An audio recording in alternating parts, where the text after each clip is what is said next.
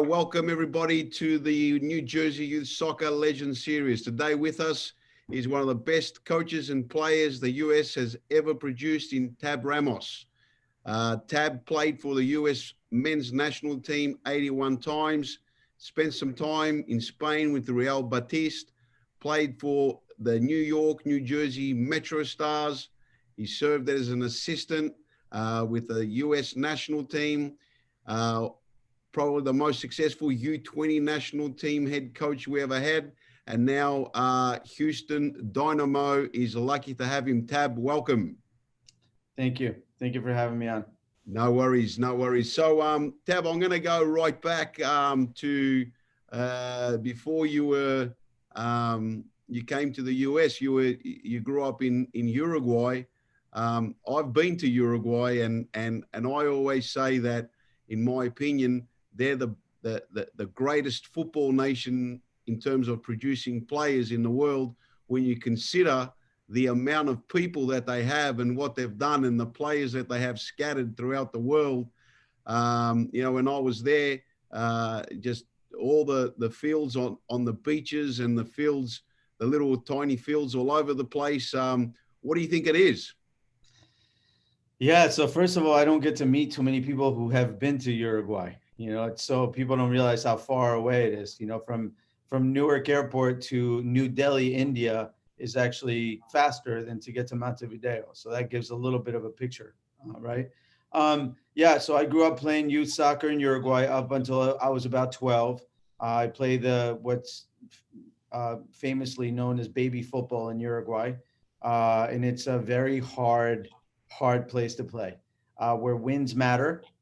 And in particular, winning your derby within your town is incredibly important already when you're 7 years old. Different mentality, obviously hard people, hard mentality. Unless you've been there, it's hard to get a picture of that. It's hard to get a picture that Uruguay looks a lot more like Northern Europe than it does like, you know, the central part of the world. But at the same time, I think we come from a lot of tradition.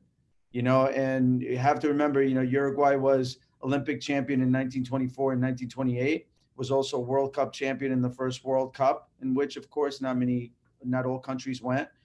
Didn't attend 1934 and 1938. Then there was a war in the next World Cup, 1950, Uruguay won again, and that was in Brazil. So if you take, you know, the early 1920s to the early 1950s is a period of time where Uruguayans grow up with a full generation and a half of people knowing that they're the best country in the world, that they're actually the world champion. And so I think that has an effect. That has an effect because it carried a period of 3 decades of everyone in the country growing up and being born and sort of going through their life knowing that Uruguay just doesn't lose any soccer games to anyone. And that has an effect on the actual and who we are now, because that's how my grandfather grew up and that's how my dad grew up.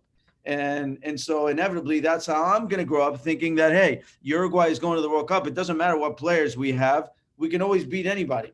And I think that's a good mentality to have. And I think if you had to take aside one thing about Uruguayan players that the world will agree on is the fact that it's players who have a strong mentality who will do anything to win. Oh, 100%. I totally agree with that. And, you know, sometimes they don't play the prettiest football, but they definitely get it done, don't they? Sometimes. How about never? How about never? Actually, you know, the current team, and really starting with Forlan, in 2010, the team started to play a little different. They started to play a little bit more football. But before then, yeah, it was not, you're being so kind by saying not always the prettiest football. Yeah, I remember in the 80s, it was like horrendous. The one game, I think they finished with 8 players in a World Cup game. I don't know if you remember that. Yeah. I don't remember who was it against, but yeah, man, they definitely get it done. So one of the other things I think that people would find interesting about the Uruguayans, and you said that they beat Brazil in the World Cup final in Brazil, in the Maracanã. And I don't remember what the figure was, where there was 100 or 1,000 Brazilians actually committed suicide afterwards. I did hear about that. I mean, obviously, I don't know if these are rumors or this actually happened. I think it did happen, but there was obviously, that was back when the Maracanã Stadium, had a capacity of 200,000 people. So it was different days. And obviously the Brazilians, we all know, take the game very seriously and they love it. And yeah, I think a lot of people took that very hard. Oh yeah, definitely. So just a little bit more with the Uruguayan thing. So yeah, definitely hard people. You can see that when you're there, you feel that. So when you migrated over here as an 11-year-old and you slid into club ball here, you obviously brought that with you. How were you different as a migrant? It was tough. It was tough because first, when we left Uruguay, my dad had come here for a job a couple of years before, so he was sort of setting the groundwork for us to move. And I remember me being really upset and asking my dad, out of all the countries in the world that we're going to move to, why do we have to move to the one that doesn't have soccer? And that was upsetting to me because I knew that I come from a culture where you go to the doctor and the way for them to explain to be calm is by saying, hey, put the ball on the ground. I mean, this is how people talk. It's all related to soccer. That's what a doctor will tell you. Hey, put the ball on the ground. And that's how they tell you, just relax about something, and it has nothing to do with the sport. So to come to a country that really didn't identify as one of those with that type of culture was difficult. And I was really upset. I had many crying nights about that. And then I show up in New Jersey, and how lucky was I really? Because now I show up to this oasis place, that just kind of didn't belong in the rest of the country. So I moved to Harrison, New Jersey, right next to Kearney. Then I moved to Kearney a couple of years later. So I lived in both. But I moved into this sort of little mecca of soccer of the country. And I was very lucky to move into New Jersey. I mean, if you look at the whole world and you had to move somewhere, like that's not a bad place to move in terms of soccer culture. And now I blended in with, the Scottish and the Irish and the Portuguese that were in the area. And now I had something. And, I played, as you may know, I played for a Scottish club through my youth. I always stayed in, I know now kids switch from one club to the next. I stayed with my club. I played for Thistle Football Club in Kearney the whole time. I really enjoyed it. I really enjoyed the way the Scots see the game because at the end of the day, they created the game kind of. They've been, they started it before Uruguay had it. So I really just fit in from a soccer standpoint. I really fit in, and they made it easier for me. So from a technical standpoint, your skills, were you ahead of the American kids coming over from Uruguay? Yeah, I mean, I could tell you this. The first time I signed with a team, I was actually playing in a playground in Harrison, and I just happened to be kicking the ball, and a kid comes up to me. He's like, "Oh, you look pretty good. Do you want to sign up for rec soccer with me at Harrison Rec?" And so I'm like, "Yeah, sure. I don't know what the rec means, but I'll play." So I barely spoke English at the time. I had been in the country for maybe like 4 months, 5 months, and I only played in the playground by myself. So I go and sign up Harrison Rec, and they give me this orange shirt that says Harrison Recreation on it. And I'm like, wow, this is cool. It's orange, like the Dutch, because I had come from Uruguay in 1978. And I'm like, the Dutch made it to the final, and being Uruguayan at the time, you kind of wanted the Dutch to beat the Argentinians in the final, because that's your rival. So I was like, wow, you have an orange jersey. And then a few days later, I show up to my first game and I realized some kids are wearing knee pads, otherwise they're wearing goggles. And I'm like, what is going on here? So I play rec literally. I mean, I'm not going to exaggerate, but I play rec soccer maybe 15 minutes because I could score from a goal kick. I could score every time because the field was at the outfield of a baseball field. So I could shoot the ball and score from wherever I was. So they just basically removed me from the game and said, you can't play here. And somebody just said, look, well, we can help you to get to a club in Kearney. And that was Thistle Football Club. And that's where I started. So that's kind of my start in soccer in the U.S. was at Harrison Rec at the baseball field on Harrison Avenue, where they only let me play for 15 minutes. And they said, you can't play here anymore. That's great. You got to So leave. when you went to Thistle, were you more skilled, technically skilled? Were your touches better than the kids that were at Kearney?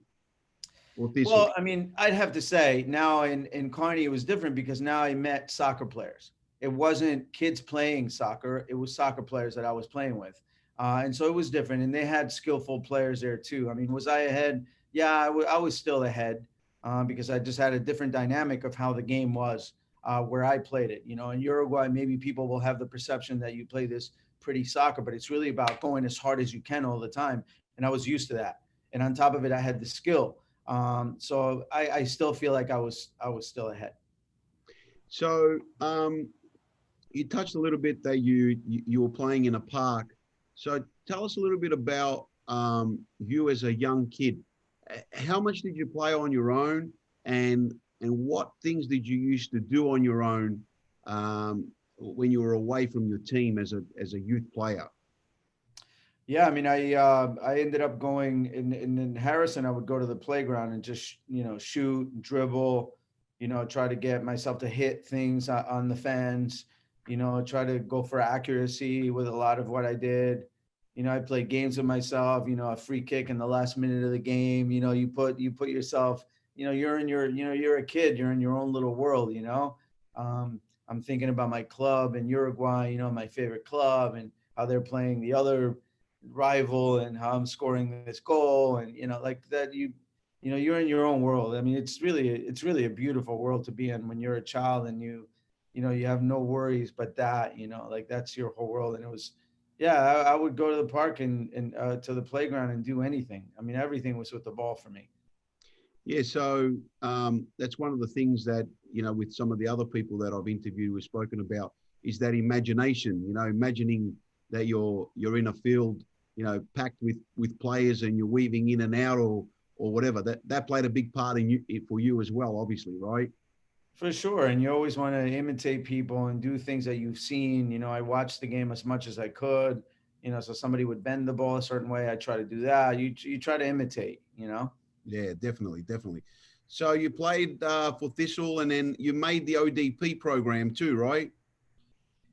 Yeah, so I started playing for Thistle, and then immediately I got obviously they called kids for tryouts for New Jersey. It was just called the state team at the time, but yeah, New Jersey ODP.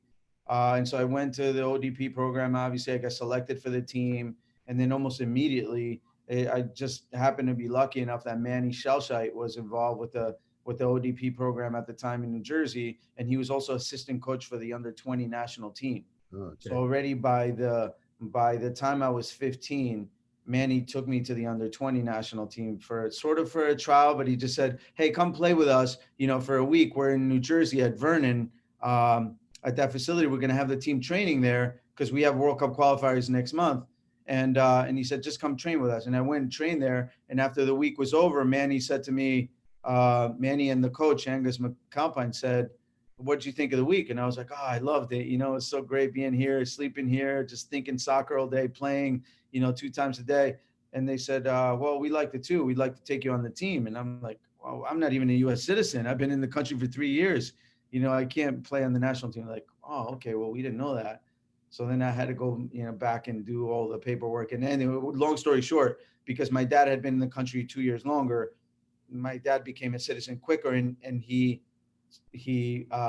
recalled me or whatever, and so I was able to get my citizenship right away and go. But yeah, the New Jersey ODP was my first step into the world of soccer. My first step into New Jersey ODP led me to everything else that happened for me after. Oh, that's awesome to hear. That's awesome.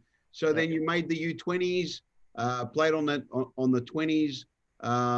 Did you participate in a U20 World Cup back then, or we didn't make it? Yeah. Yeah. So we went to qualifying. I scored in my first game already of qualifying. And I also scored in the semifinals, in the game that we needed to qualify to go. I think I scored the winning goal in that game to put us in the World Cup. And then the following year, as 16-year-old, I played in the U20 World Cup. Oh, that's awesome. And when did you get called up for the full national team? For the full national team, let's see, I went to the Pan American team, the Olympic team, all that stuff. And for the full national team, it was January 1988. So I was 21 when I got called. Oh, nice, nice. 2021. And then at some point you went to Real Betis. How how was that experience? And I'm sure you learned a lot from that experience, and the game is a lot different there. Um, what's the difference between the Spanish football, in your opinion, and our football here? Well, I went to the 1990 World Cup, and from the World Cup, smaller club in second division in Spain, that's called Figueres, signed me. I played 2 years for them. I was on the league's best 11 2 years in a row for in Spanish second division, and that's how Betis signed me. So they signed me from another Spanish club. And when you talk about Betis, now you're talking about the elite of the world. Not obviously, it's not Man City, it's not Real Madrid, it's not Barcelona, it's not that. Man United, that level. But you're looking at that secondary class of, these are real clubs from around the world. And it was an honor to play for Betis. I was there almost 3 years. The fans are just crazy. It's one of those clubs in Spain that's recognized for having probably the best fans in the country. They followed us everywhere. There was no away game where we didn't have more fans. It was crazy. I really enjoyed my experience playing for a big club. It was the first time that I got real taste of what this is like. This is the real deal, like for me, that was the first taste. So tactically, what they do off the ball, it's on another level, right? Yeah, well, Spanish football is it's a lot about movement off the ball, and about tactically being in the right spots and finding the right holes to receive balls. And yeah, it opened up a new world for me. But it had already, my experience in second division Spain was really a good one, because I was coached by Jorge D'Alessandro, who then coached Atletico Madrid and other, he's an Argentinian. But I already got taught sort of the Spanish way to play. As the Spanish second division is an incredibly difficult league, kind of like the championship in England, where like it's difficult to make it there. And I learned the game there. I learned the next step of the game there. And I think it helped me a lot. And making the best 11 2 years in a row, then teams thought, hey, this is maybe a legit player now, because he can go in that level of division and actually come out of it on top. And that was a great experience for me. And then, at Betis, I learned more, because now I'm with even better players and players who can do all these things. And the ball now, the skill on the ball is now not an issue. Now you take for granted that when you play a ball to somebody, they control into space, and that leads to something else. That's just a fact. That's what happens. And that's why usually in every country, first division football and second division football, that's where the difference is. Players in first division are so skilled at that speed that the game becomes a little bit slower, because you can't take a chance on pressuring somebody if you're a half a second too late. Because if you're a half a second too late, he's going to be gone. Yeah. And that in second divisions, that normally doesn't happen, because a player requires that extra half a second to control the ball. And that's where the pressure comes. That's why everybody plays faster. Yeah, everything happens quicker. Yeah. So your time with the US national team, I actually had the opportunity to watch you in the '94 World Cup. US had a great team back then. What's the difference between the players we had back then and now? Is it more we were more street ballers back then, and now we're sort of more educated and more trained? Yeah, I mean, if we're comparing back then to now, and now being this week, obviously, because obviously now for the first time for the first time over the last 2 weeks, is the first time we have players from, Juventus, Dortmund, Chelsea. I mean, Bremen. Like, we've never had this before. This didn't exist. So the difference is obviously huge. It's apples and oranges now. And so, yeah, you can pretty much compare, the past and now to street bowlers and now, real players who are on real teams, and now the jury remains out, right? Because these are just young players with potential. So we have to see what happens with that potential still, because they still have to obviously qualify to the World Cup, go to the World Cup, do well at the World Cup. So there's a lot still to happen. But I think we're certainly in a place now where I think US can move into a place and rub shoulders with some of the better countries in the world for the first time. Looks like it. That's good. So let's turn a little bit into your coaching. I've heard you speak about how you got involved in coaching, and yeah, I found it fascinating. And me and you used to coach against each other back in the day. Um, so Where did you coach? Medford Strikers. Oh, okay, all right, yeah, I know all the Yeah, teams. Of you had course, the NJOP. NJSA 04. I had coached Yeah, the gun. Yeah, yeah. So you gotta pay your dues, man. Yeah. yeah, that's right, and that's what I want to get to. That Uh-huh. you went to the ground level Hmm. and started all the way in the bottom, and you worked your way all the way to the top. Now, my question is, how big do you think that was, that you didn't just use your playing experience and just get a gig straight into the U20s, for example, and you went down to the ground level and started from under 10s and worked your way up? How important was that for you as a coach? There was a coach I ran into. His name was Javier Escargorta, who was a Spanish coach, coach at Athletic Bilbao, Valencia, um, quite a few Spanish teams. Coached, I think, the national team of Chile. Coached Bolivia at the World Cup in 1994. Anyway, long story short, I ran into him at I think it was like an Adidas ESP sort of clinic, and I happened to be sitting next to him, and I go, "Hey, coach, how you doing?" He goes, "So what are you doing here?" And I'm like, I said, I don't know. I said, I think I want to be a coach, because it wasn't really a passion for me to coach when I was playing. I never saw myself as a future coach. And he said, when did you retire? And I go, well, I just retired last year. And he goes, oh, you retired last year. You don't know anything about soccer. He goes, you gotta go back and learn. And I said, yeah, how do I do that? And he goes, well, you got to go to the root of the game. You got to start learning the game from the bottom. You got to start coaching the youngest children that you can, because that's how you'll learn how to teach. And once you learn how to teach, then it's easier to become a coach. And I took his word for it. And I actually, when 7 years later, 8 years later, I went through all that, just like you're saying, like I coach against you. I did coach U10, U11, U12, U13, all the way up to U18. I did the whole thing.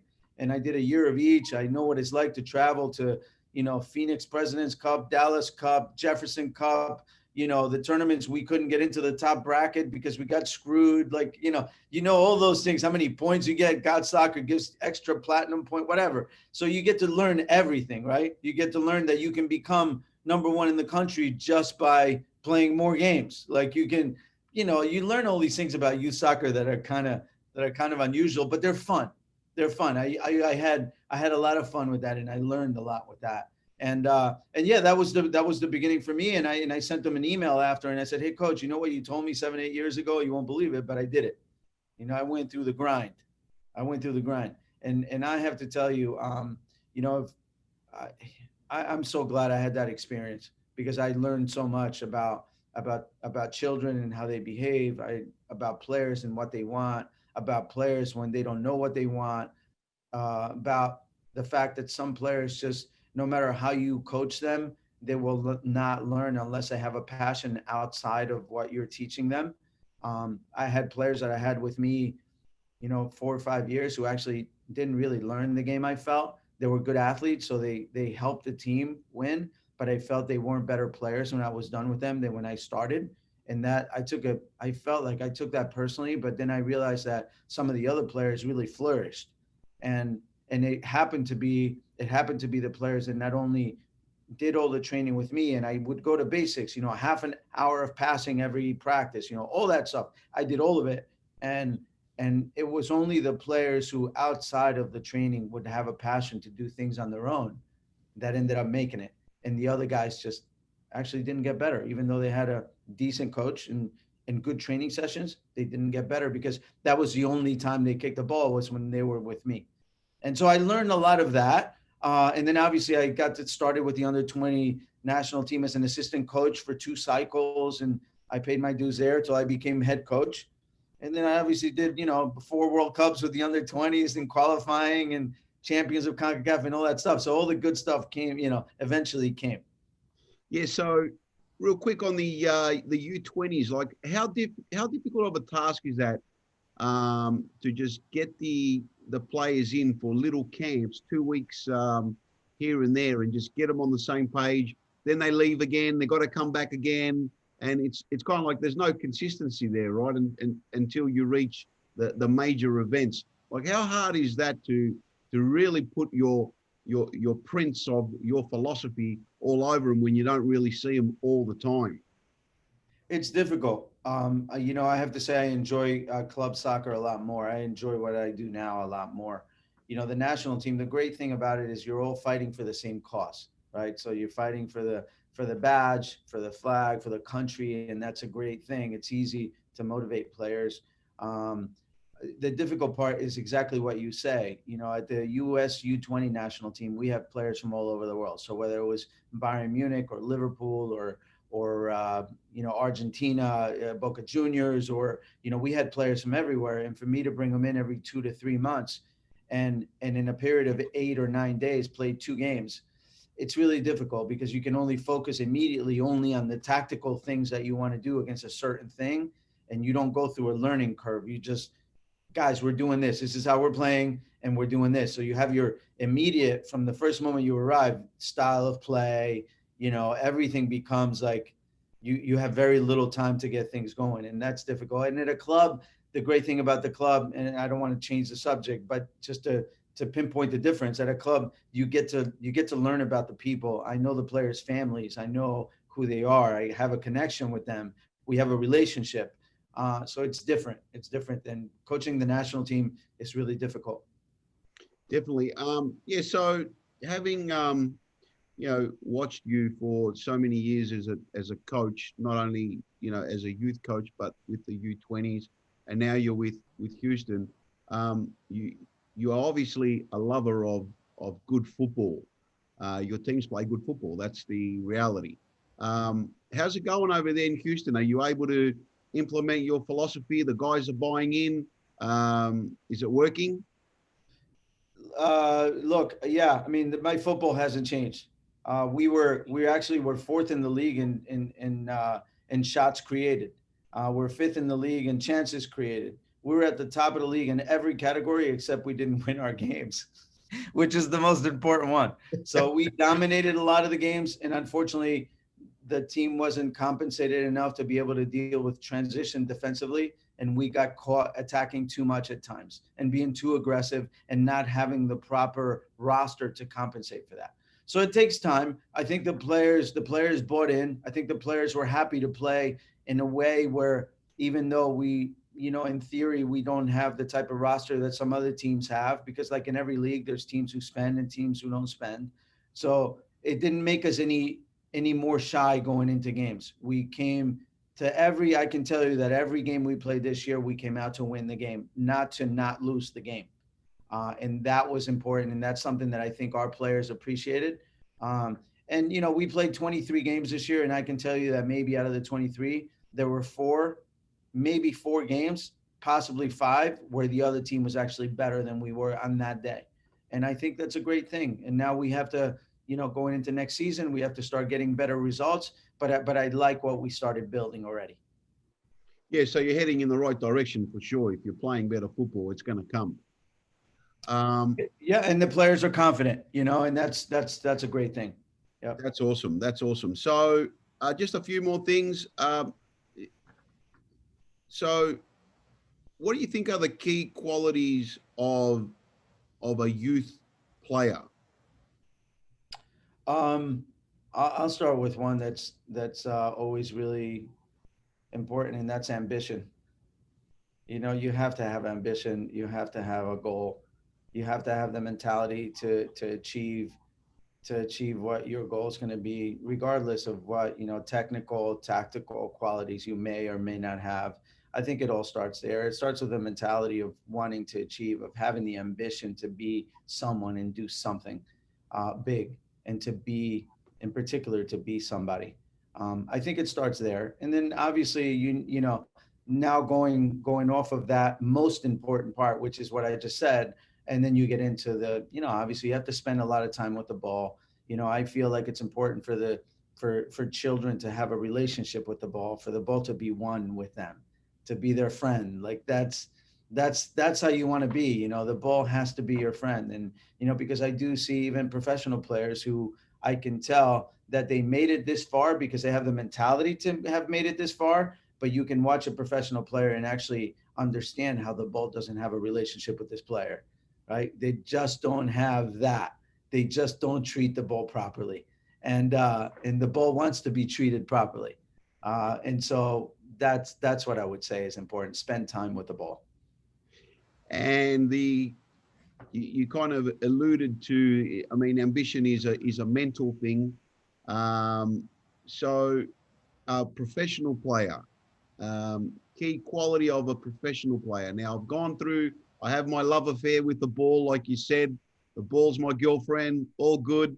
I get to the top. What's the most important thing that I need to have playing for Houston or playing for the U20s or the national team? Well, first of all, your technical ability with the ball is probably not the most important one to make it as a professional player. I think the most important one is to have the strong mentality and physically to be able to give everything. That's what makes a professional player first. And then there's the technical qualities. And according to how good you are with the ball, then now you're either an average player, a good player, or a great player. And that's what makes you money, right? But in the end, that's not the most important part. Is always the mental aspect. I love that. Love that. All right. Some 3 quick questions and we're done, right? Your favorite team in the world? I would have to say, as a child, I don't have a favorite team in the world now, but as a child, I was always a Real Madrid fan. Okay. Moment you wish you could relive? World Cup 1990, playing against Italy in Rome. How come? It was just an amazing moment. It felt like surreal. It felt like I was in what now would be a virtual reality world. I think I remember that game. Was it raining? No. No? Okay. I did watch that game, but I do remember that. Yeah. Next one. Last question. Who is the GOAT? I think for me in the U.S., this is going to be unusual for a lot of people, but I can tell you that let's just say as an American, are you asking me as an American player or just world's greatest ever player? Oh, that's easy. Messi, huh? Yeah. Surpasses Maradona? Yes. Okay. Where do you rate Ronaldinho? Oh, the most fun player I've ever watched. Yeah. The most fun player, like bar none. Like there's no second to Ronaldinho, I feel. Yeah, so that's what I say. I say that, take them all at their peak. It could be Ronaldinho. Like one day. Could he have been the best? Absolutely. If Ronaldinho had had a longer career with the way he had his best, yeah, hands down the best ever. Hands down. I'm with you, man. I'm going to leave it at that. Okay. Yeah. Tab, fantastic to talk to you. Thanks for coming on. We're going to spray this to all the people in New Jersey Youth Soccer. Everyone's proud of you. You're like somebody that so many people have been looking up to for years and years, and you really do a fantastic job. And personally, I'm happy for you. And keep going, man. Keep up the good work and keep making us proud, man. Thank you. I appreciate it. I'm heading back to New Jersey tomorrow, so I can't wait. I haven't been home in a year. I haven't been home in almost a year. Bring a mask. Yep. I will. Take care. Thank you. Take care, mate. Okay, bye. Bye.